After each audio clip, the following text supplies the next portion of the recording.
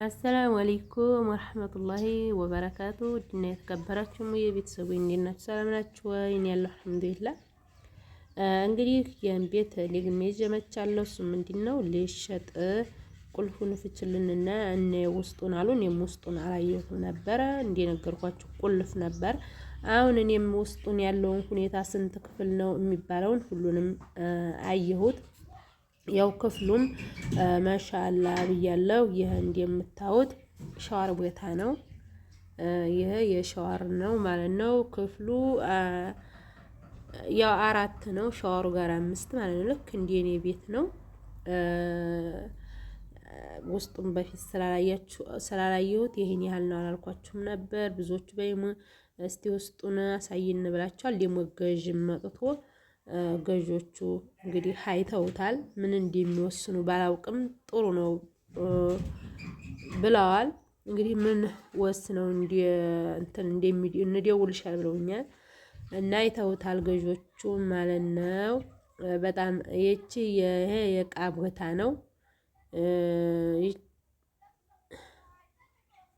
የእቃ ክፍሉ ነው ማለት ነው። የእቃ ክፍሉ ነው ይሄ።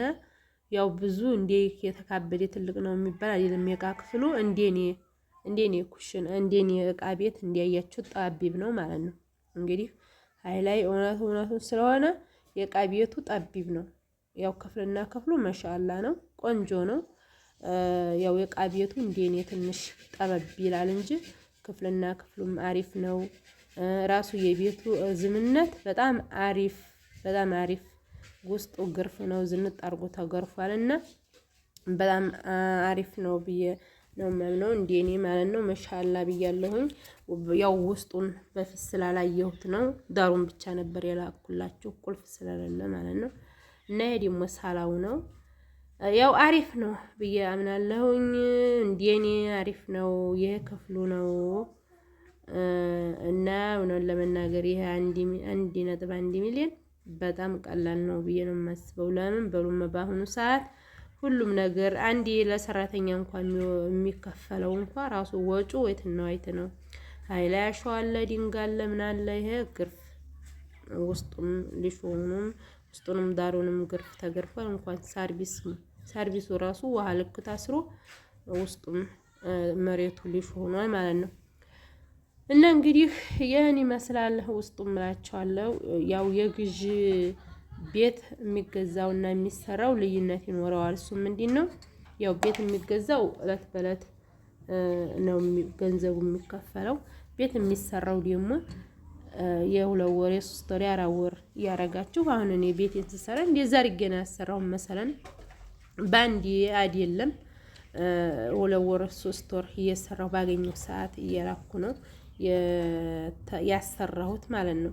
እና ይሄ ብትገዙትም ምንም ብላችሁ ብትገዙት በጣም ጥቅም ነው ብዬ አምናለሁ። ለምን ይሄ ቤት እዲያ ጉዱ አብቅቶለታል።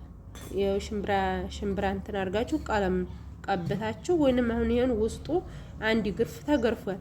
ጅምሰም አስቀበታችሁ ካላስ ብታጥቡት እንኳን ሸክ የለውም ማለት ነው። ካላስ እንትን ስላለው ሲሚንቶ ስለተገረፈ ማለት ነው። አሪፍ ሆኖ ነው እንትን የሚላችሁ። ጅምሰማችሁን ቀብታችሁ ቀለም ነው የሚላችሁና አሪፍ ነው ብዬ ነው የማምነው። 1 ሚሊዮን ብዙዎቻችሁ 1 ሚሊዮን ሲጠራም ሰምተን ማናውቅም። በአሁኑ ሰዓት አንዲ ሀሩ አሁን ራሱ ማለት ነው 800 ሺህ 900 ሺህ ነው የሚገዛው። ያ1 ሚሊዮን ብሎት ቦታ በዚህ በዋጋ ገዝታችሁ ራሱ በ500 በ600 ሺህ ልታገኙ ትችላላችሁ። ቦታ ግንስ ወጣ ያለ ነው። ትንሽ ወጣ ያለ ሊሆንባችሁ ይችላል። እና እንደዛ አድርጋችሁ ገዝታችሁ እንደገና እንጨቱ ወይ ነው እንትናው ነው። አሁን እንደ ድሮ 200 ሺህ 100 ሺህ ብር ቤት አያስጀምርም።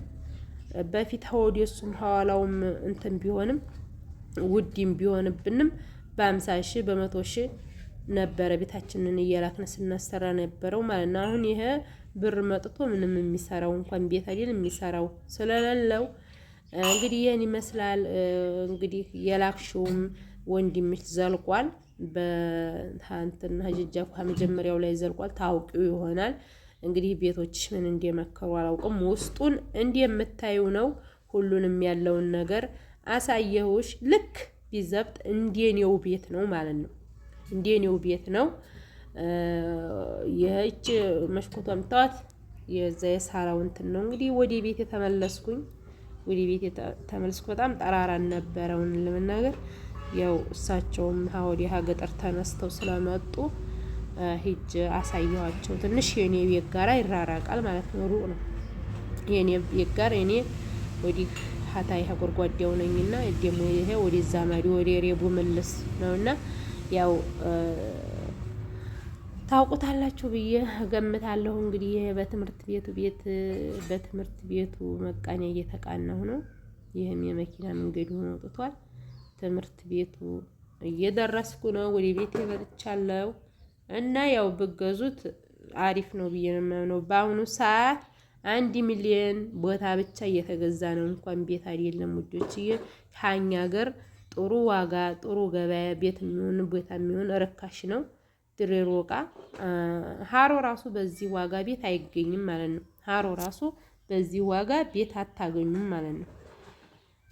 እንግዲህ እኔ ያው መግዛት የእናንተ ነው፣ ማቅረብ የኔ ነው። የምፈልጉትንም ቦታ የሚሆን ቤት የሚሆን አቀርብላችኋለሁኝ። ብዙ አሁን ገጠር ሆነው ቤት ፈልጉልን ሲሏቸው ልጆቻቸው ወይንም ቦታ ፈልጉልን ሲሏቸው አፈላልጉልን ይላሉ። ላያገኙ ይችላሉ። መጥተው መሰለን ቦታውንም ሳሳያቸው ይሄ ደህና ነው ይሄ ጅል ነው ብለው ለልጆቻቸው መግዛት መወሰን የሚችሉት ባልተቤት ነው ራስ ነው። ግን እኔ ያው አቀረብኩኝ። አሁንም ቀጣይ ቤት አለ ብለውኛል። ኢንሻአላህ በተመቻቸልኝ ሰዓት ቀርጠው ካመጡት ያው ያን እንኳን ደግሞ በጣም ዋው ጋር ቅርብ ነው የነገሩን ቦታ። ኢንሻአላህ ያው እኔ ማቅረቡ የኔ ነው፣ መግዛት ደግሞ የእናንተ ነው ማለት ነው። እና ያን ይመስላል እንግዲህ ወደ ቤቴ እየሄድኩኝ ሀቤቴ ደርሻለሁ። እንደምታዩት የኛ መንገድ በጣም የእግር መሄጃ አጉሎ ብቻ ነበረኝ። ይሄ 1 ነጥብ ነው የተሸጠው፣ 1 ነጥብ ነው። ግንስ ራሱ የበቃ ቦታ መግቢያ መውጫ ያለውም ጢስ ቤት ሽንት ቤት ተሰርቷል ማለት ነው። ይሄ ሀኔ ቤት በላይ 1 ነጥብ ነው የተሸጠው ማለት ነው። የኔ ቤት ደግሞ ይሄ ነው፣ በቆርቆሮ ብቻውን የታጠረው ነው። ይህን ይመስላል እንግዲህ። ሙየና አበረታቱ። ላይክ፣ ሼር፣ ኮሜንት አትርሱ። እንግዲህ ኢንሻአላህ አዲስ ነገሮችን ይዤ እመጣለሁ። ሰላም አለይኩም ወራህመቱላሂ ወበረካቱ።